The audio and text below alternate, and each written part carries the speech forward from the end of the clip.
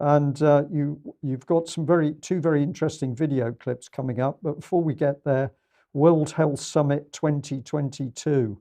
What caught your eye with this?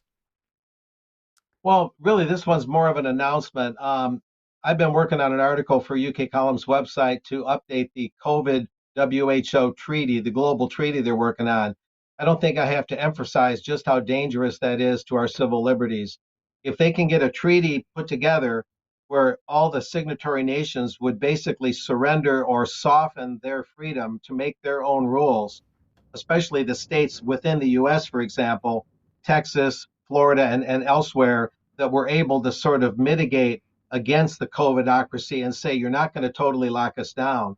So if a WHO COVID treaty comes up and it diminishes the ability of individual nations or states within nations to balk at or rebel from another COVID crackdown, that's going to be pretty disastrous. And so I'm holding off writing that article to update the COVID treaty, because what this article you're showing talks about is October 16 through 18 coming right up in Berlin, Germany. They're having the World Health Summit 2022. And this press accreditation, it looks like I'm able to get it as long as I don't go there in person, which I can't afford to anyway.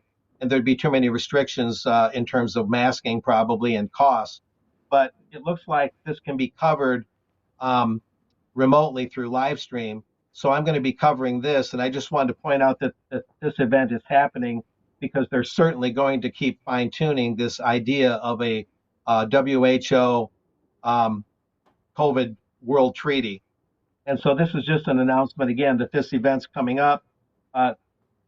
Federal Chancellor of Germany, Olaf Scholz, will be there. Emmanuel Macron of France will be there. Of course, the WHO director, Tedros, we call him for short. And they're going to be really chipping away at this global COVID treaty. So there'll be more after that event when I write up the update on that treaty. Okay, Mark, thank you for that.